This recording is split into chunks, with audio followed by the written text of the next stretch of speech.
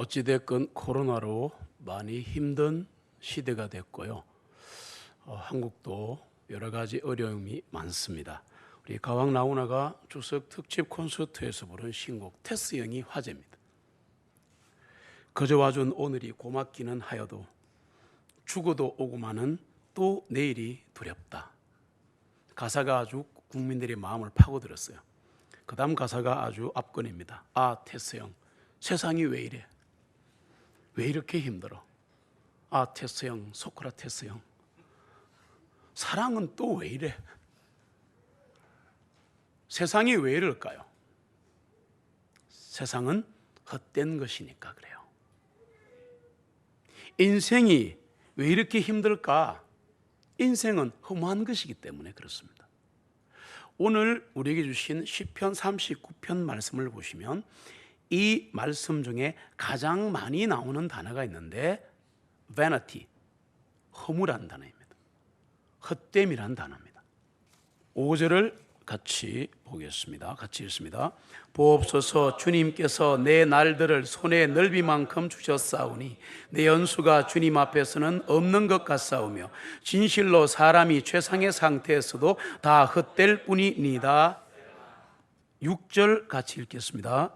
진실로 모든 사람은 헛된 그림자 속에서 행하며 진실로 그들이 헛되이 분주하니 재물을 쌓아나 누가 그것을 취하여 갈지는 알지 못하는도다. 아멘. 11절도 같이 읽습니다. 주님께서 죄악을 책망하심으로 사람을 바로잡으실 때에 그의 아름다움을 조미 먹는 것 같이 소멸하게 하시나니 진실로 모든 사람이 헛되나이다. 셀라. 방금 보신 구절에 헛될 뿐이니이다, 헛된 그림자입니다, 아무것도 아닙니다, 아름다움도 조미 먹습니다, 진실로 모든 사람이 헛됩니다. 그래서 성경이 그렇게 말하기 때문에 노래를 들어도 그게 감동이 오는 거예요. 내가 힘들어서 감동 오는 것도 있지만 여기서 헛됨이라는 단어, 허사라는 단어, 허무라는 단어, 이 단어가 히브리어로 헤벨이라는 단어인데 단순히 숨이라는 뜻입니다.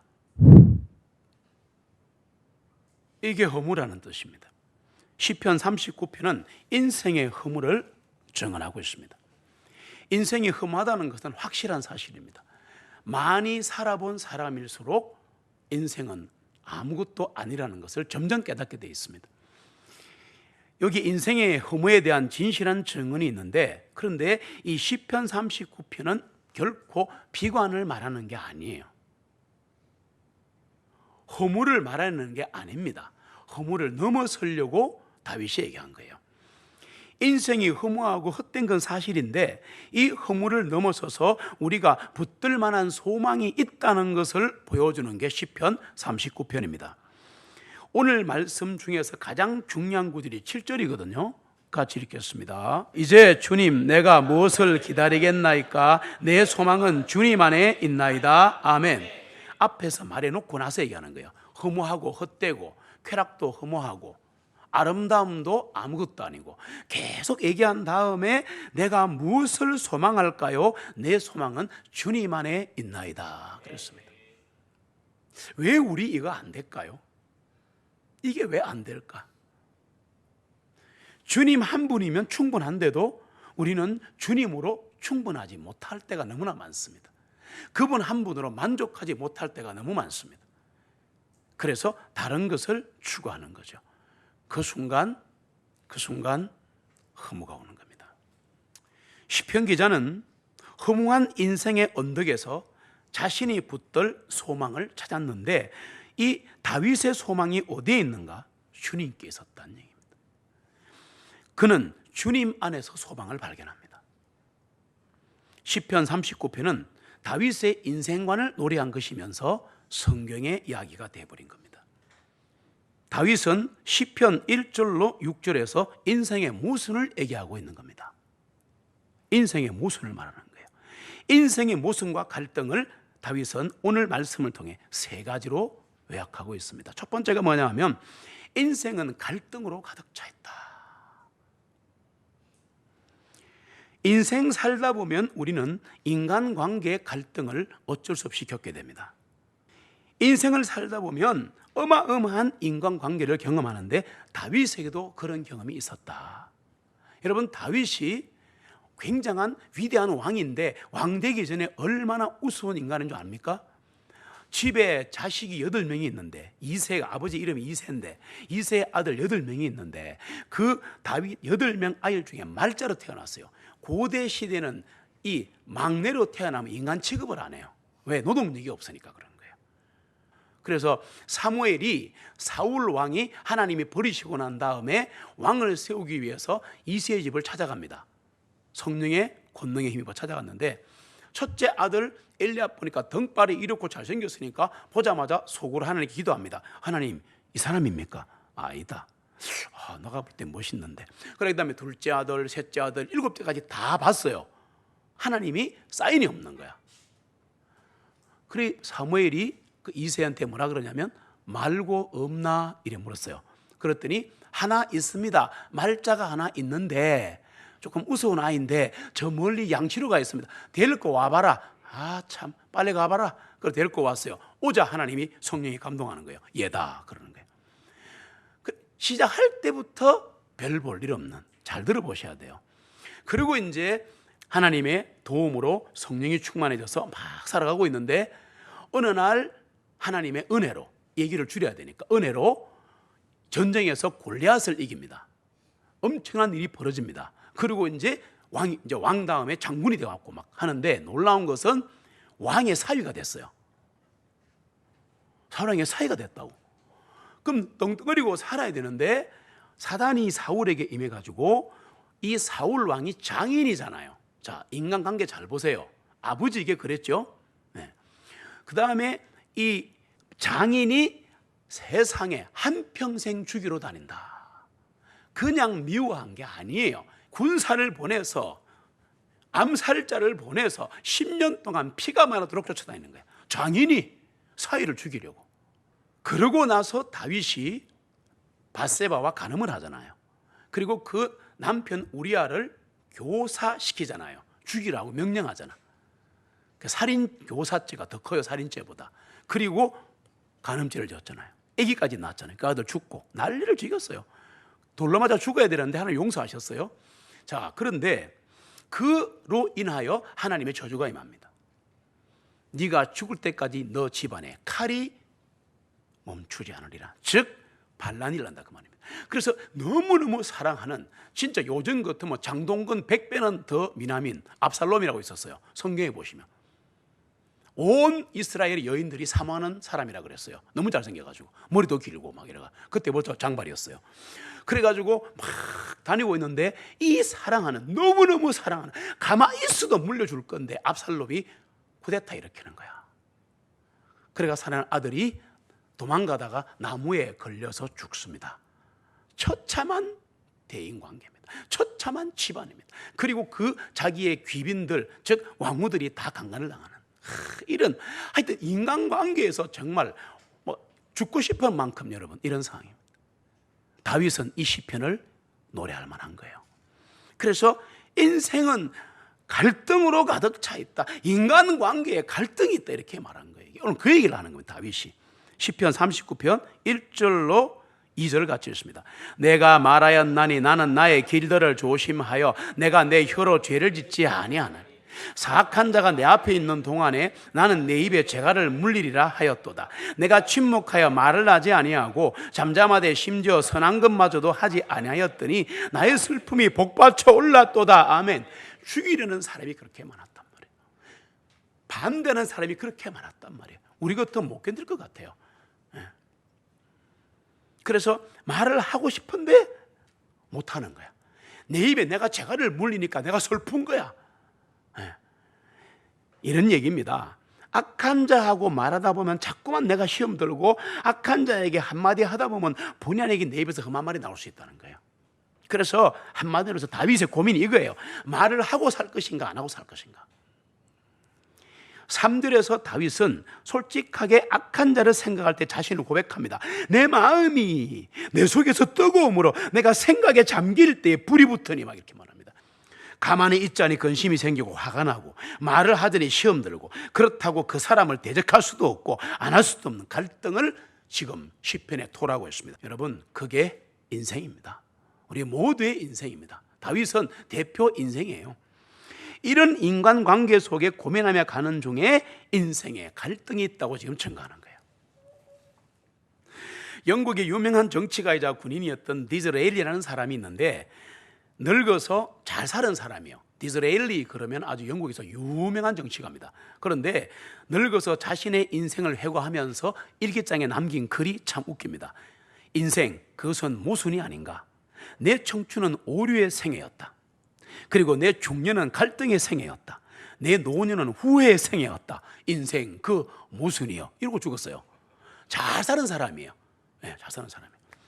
청년 시절은 맨날 실수하다가 보내고, 중년 시절은 갈등하다 보내고, 노년은 후회하다가 마치고, 여기에 인생의 갈등이 있다. 그러고 죽었다 그 말입니다. 두 번째로 다윗이 뭘 말하냐면, 그와 같이 갈등이 있는 인생은 한계를 지닌 인생이다. 그렇게 말한 거예요. 지금 무슨 말인가 하면 39편 4절을 같이 읽습니다. 주님, 나의 종말과 나의 날들의 한도를 나로 하여금 알게 하시어 내가 얼마나 연약한 존재인지를 알게 하옵소서. 5절도 읽습니다.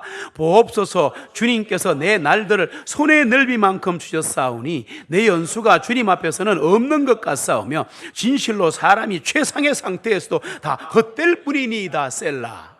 그랬습니다. 여기서 나온 거예요. 갈등을 겪은 상태에서 나온 거예요. 이게 그냥 시 쓴 게 아니에요. 성령의 감동으로 이 사람의 일생이 녹아들어 있는 중요한 성경입니다. 이게 주님께서 내 날들을 얼마나 되게 하셨다고 방금 말했습니까? 방금 뭐라 그랬어요? 한 뼘, 손바닥만한 게 인생이다.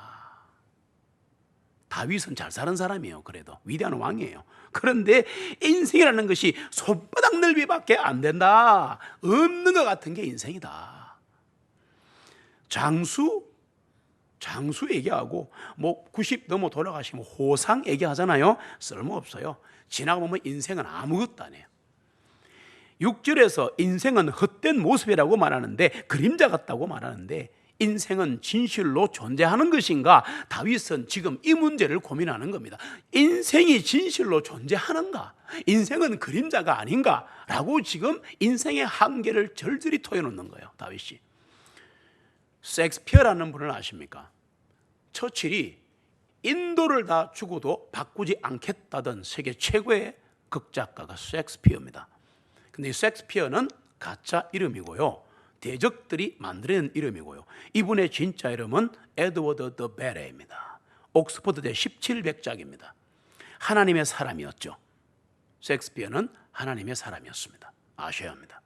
이 에드워드 더 베레가 불면의 희곡인 맥베드에서 주인공 맥베드가 인생의 한계를 고백하는 장면을 나타냅니다. 오늘이라는 비좁은 작은 틈새를 비집고 찾아오는 내일은 그 내일은 작정된 시간의 마지막을 앞당기고 우리의 모든 의제는 먼지뿐인 죽음을 향해 가는 백치들의 걸음걸이. 오 인생 저 밖에서 꺼져가는 불꽃이여, 꺼져가는 촛불이여.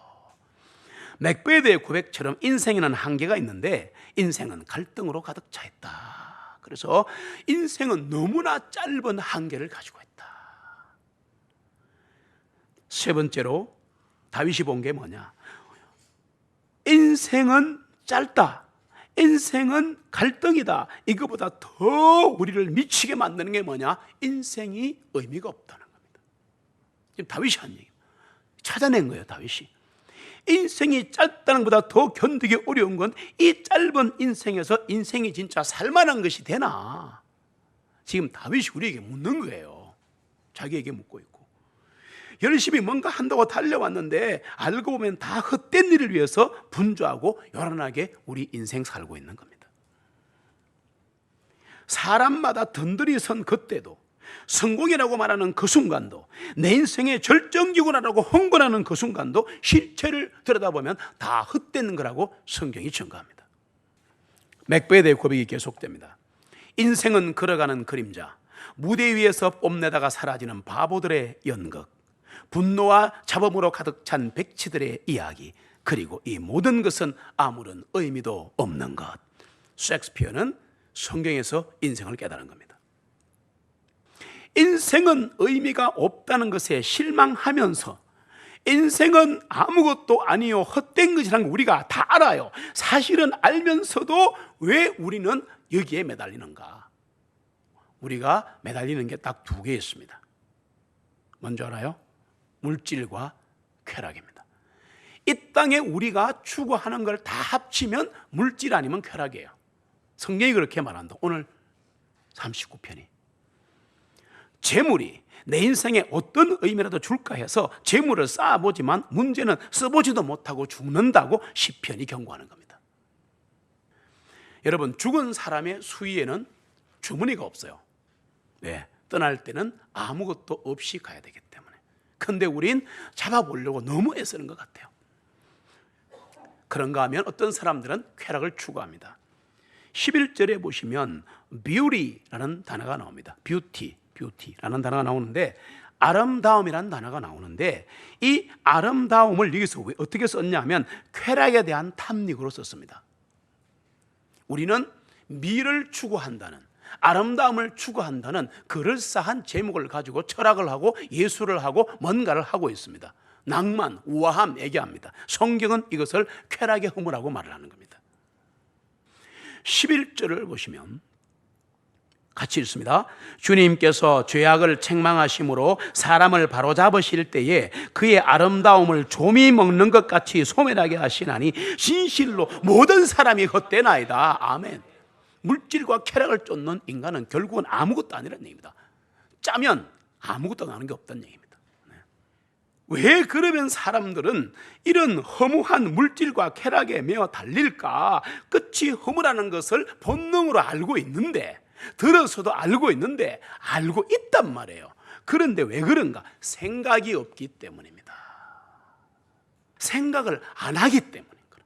시편 기자는 그런데 놀랍게도 인생의 결론을 허무라고 말하지 않는다. 너무 감사한 거예요. 허무하다 해놓고 아니라는 거야. 언제나 성경은 패러독스입니다. 역설입니다. 허무한 인생의 무대에서 우리가 추구해야 할 의미 있는 삶을 다윗이 찾아낸 거야. 그게 뭔가? 세 가지를 우리에게 얘기하는 거예요. 첫 번째가 뭔가?